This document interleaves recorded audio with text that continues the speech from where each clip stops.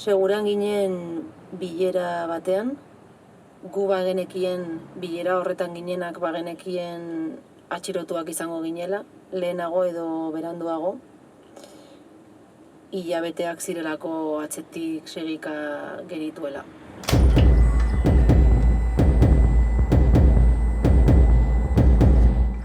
Entzutegi nazionaleko kalabozo batean zain daramatzat 3 ordu. Bulegoan sartu naute eta berehala ezagutu dut Baltasar Garzon epailea. Hitzartzeak hasten dira. Nire abokatuak nire askatasuna eskatzen du.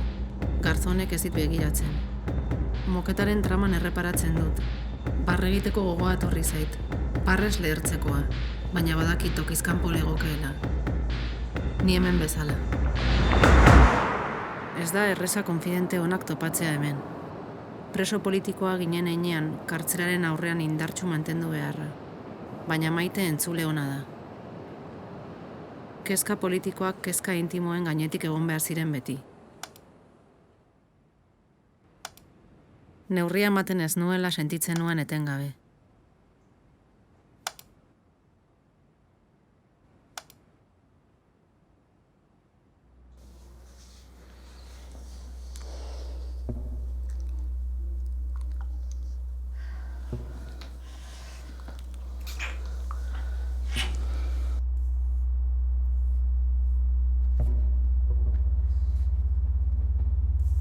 Atzokoan lagun baten gutun bat jaso nuen argazki multzo batekin.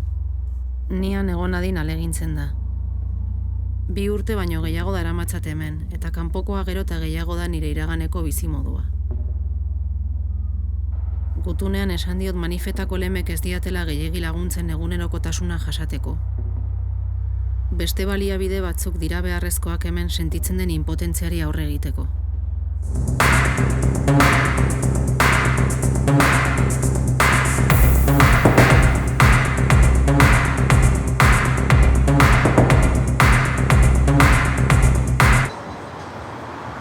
Rosa Luxemburgoren hitzek arindu duten nire angustia une batez. Kartzelan idatzi zuen gutun liburu bat irakurtzen ari naiz, eta zera esaten du. Nire bihotza enarena da nire kamaradena baino gehiago.